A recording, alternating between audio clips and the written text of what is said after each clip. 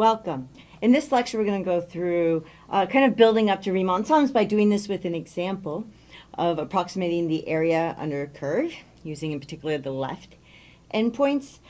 This is going to be very important. It may seem like it's a very funny way to compute an integral when you later on see what an integral is.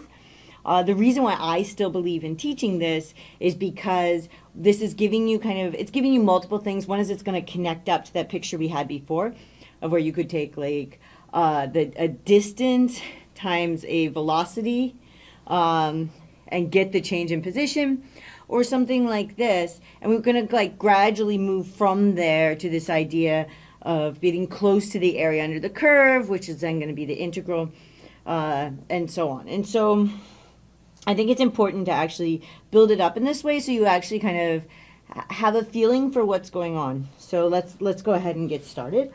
So example, or maybe I'll just say actually, so here's our task. Instead of saying it as an example, so our task is to find the area under the curve. So area under the curve. And the curve that we're going to look at is f of x equals x squared plus 1. So f of x equals x squared plus 1. And we're going to do this on the interval. So on, and then the interval. So we're looking at the interval minus 1 to 1.5. Right, and we're going to look at this with 5 subintervals. So with, and then we have 5 subintervals. And we'll kind of see what we mean by that. So 5 subintervals. Great. Okay, so we have a situation, we have a curve here. So let's get the whole thing set up. I have a picture here, so I want to go like this. Oops, yeah, this is the right one. Okay, so this is like my x, and then I have my y, and then I have my curve. I'm going to make it a little flatter than it actually is, just to make it fit here on this picture well. Okay, so this is a curve y equals x squared plus 1, just like the function. And then, what else do I want here? I didn't label this as my y-axis. This is my y-axis. Okay, so I want the area under this curve. And the other kind of important information on here is I'm on the interval minus 1 to 1.5. So let's say that this is like minus 1, and then maybe 1.5 is here. Okay, so if we're approximating with left endpoints, what does that mean we're going to do? It means we're going to go, I'm going to start here, I'm going to go up, right? And then first we need to figure out, so we need to figure out what is the width of this. I need to divide this into 5 pieces because I have 5 subintervals, okay? So how many pieces am I going to have? So if I take, right, so I know I need 5 subintervals, and I'm on this interval here. Right, so what is this length here is the first thing to kind of figure out, and then I'm going to divide it into 5 pieces. Okay, so let's go ahead and figure that out. Right, I take this minus this. Okay, so we're just looking at the width of a piece, or a rectangle. So how are we going to figure out the width of a rectangle? So width of a rectangle. Right. Well, that's going to be the total width, right? So this is going to equal, and maybe I'll actually kind of, all right, so I have the total width, and then I want to divide that by the number of intervals. Right? You kind of believe me on that, well, that'll actually give me the width of each of my subintervals. So this is going to equal, so I've got the total width, which is going to be, so I've got 1.5 minus 1. So I have 1.5 minus 1. It's kind of important to put that in parentheses so we don't mess up when you have the minus there. And the number of subintervals is 5. Okay, so now this is going to equal So on top, I'm going to end up with, this turns into a plus, so I end up with 2.5 divided by 5. And that's just going to be 0.5. Okay.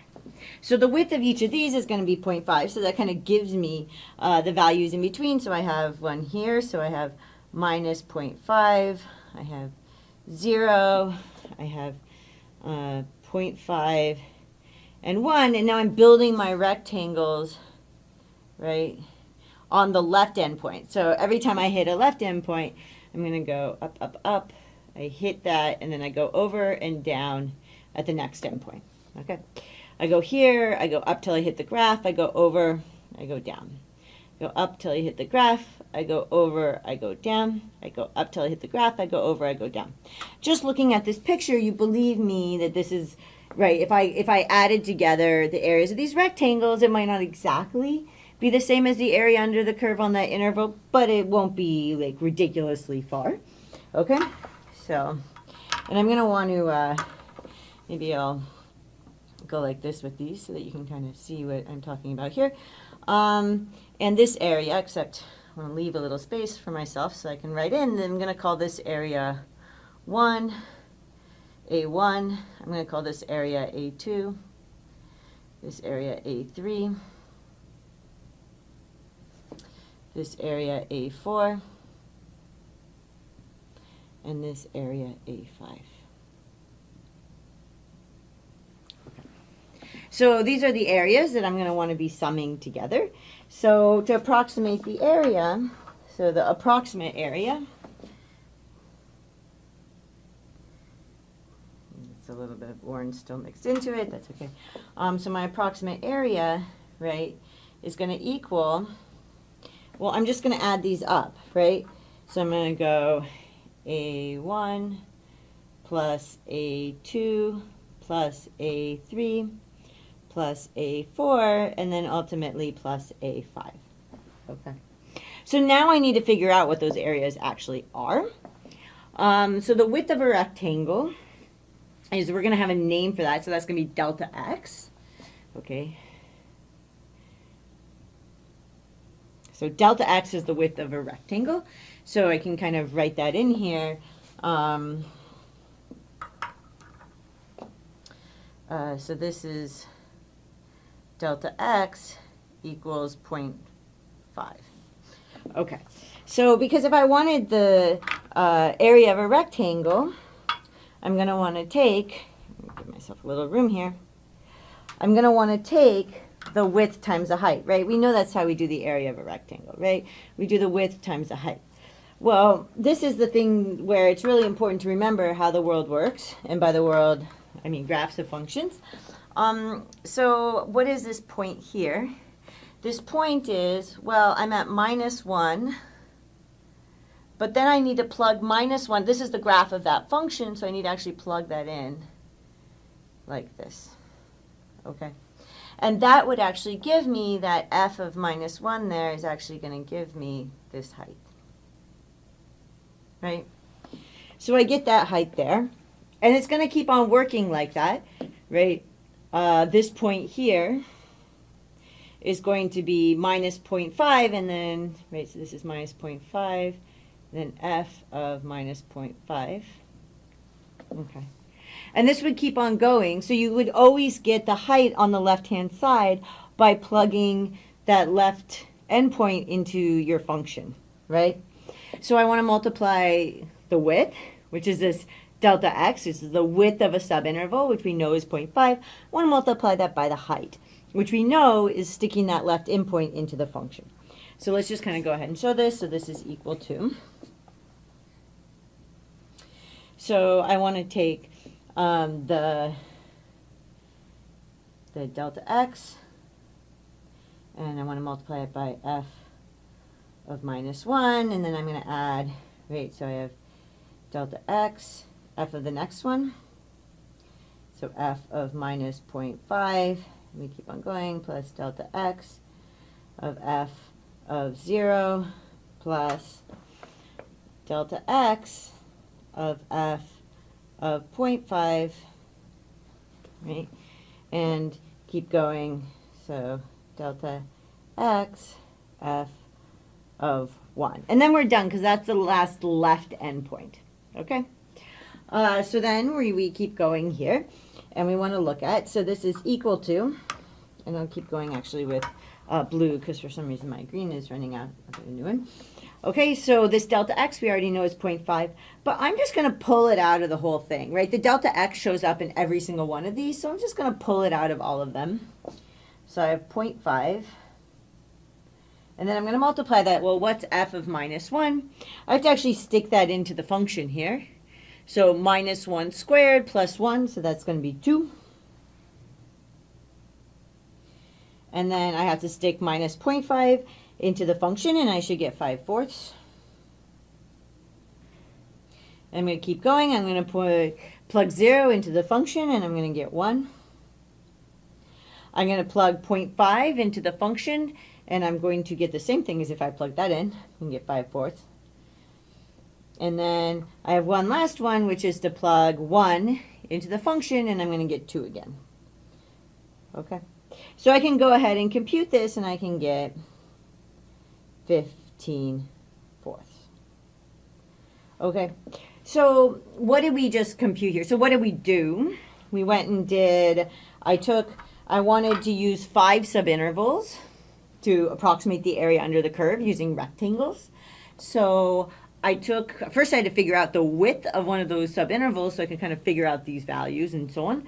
How did I do that? I took the entire length, so 1.5 minus 1, I divided that by 5. So that's what I did here, 1.5 minus 1, I divide by 5, I got 0.5.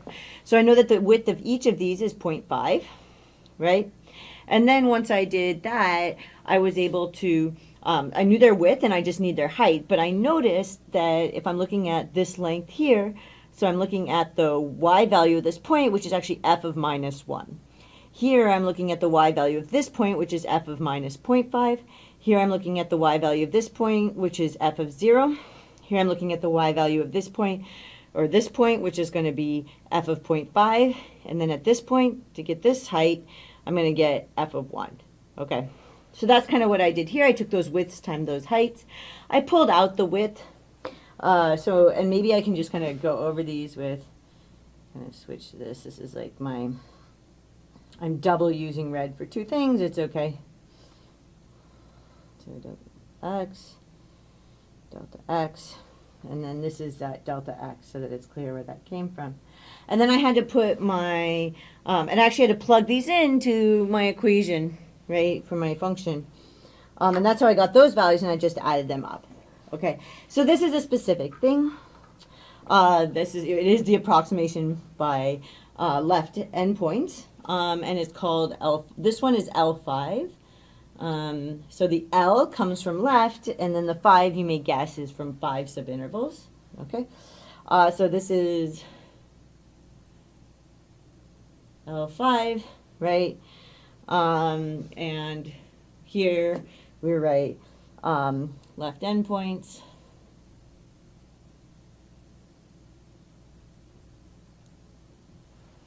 And here we write 5 subintervals. And that's just kind of notation that we use because we like notation because it means we don't have to write nearly as much. Okay? So I know this stuff is a little bit tricky, so be patient with yourself. Okay? But I hope this kind of made some sense, at least as a first step to understanding what's going on. And then, practice and so on. And I will see you in the next lecture.